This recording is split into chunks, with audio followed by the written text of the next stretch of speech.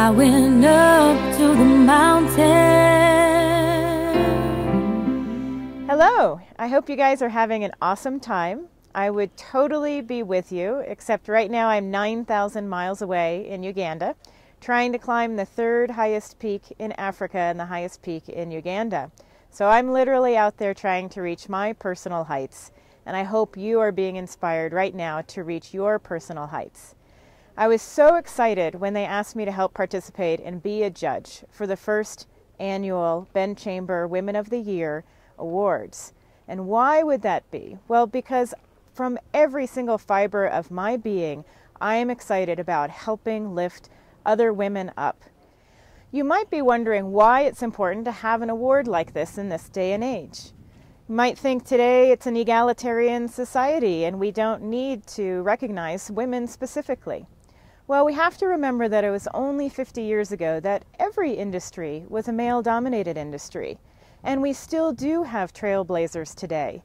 In industries such as construction, finance and insurance, in STEM, science, technology, engineering, math, it's still difficult for women to make progress and to prove their credibility. And this is why it's important that, one, we recognize trailblazers. By seeing women who have come before us, we can be inspired. Some of us have seen or even personally been through this transition of women entering the workplace, or we've seen our mothers enter the workplace and see the challenges that they've faced. Thankfully, the newer generation is not having the same kinds of challenges, but by recognizing the trailblazers in our community, in these industries, we continue to see the beacons of these women that have come before us. If we see that they are successful and how they are becoming leaders in their particular fields, we may just believe that we can do it too. The second reason is that we can't be inspired by what we can't see. So the awesome thing about this award is it's bringing to light all of these totally amazing women in our community. When I was in finance for 17 years in San Francisco, I looked around and I saw all of these amazing women around me that were qualified and intelligent and diligent. But when I looked up, I didn't see any women in management. So I felt like I didn't belong there.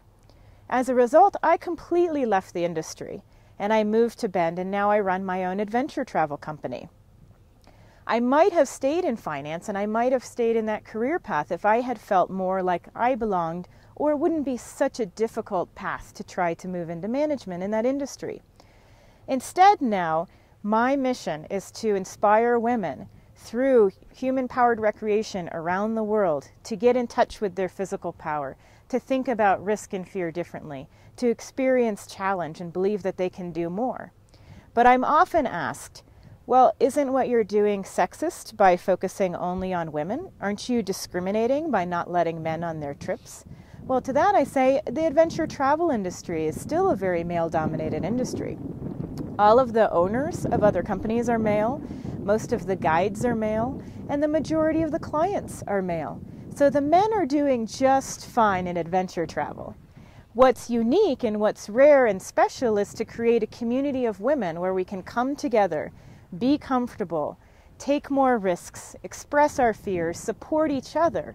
And that's what I mean by I'm all about lifting women up and not about pushing men down.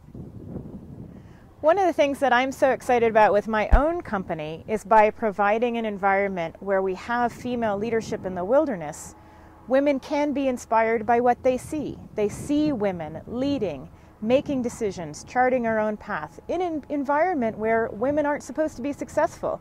We've been told our whole lives that we're the weaker sex. But if you're out in the wilderness and you see women in charge, it's really inspiring. One of my favorite partners in Nepal is a guy who, every time I tell him that back in the US, all of our trips have just women in charge, he always says to me, "But Dee, what do you do if something goes wrong and there's no men around?" And I always chuckle and I say, we figure it out. So by providing an experience where you can see women in leadership in the wilderness, we start to believe that back in civilization, we can be leaders too. And that's one of the things that I sincerely hope that tonight helps demonstrate to you, that we can be leaders, we can be trailblazers, and that you hopefully have been inspired by what you now can see. Thank you.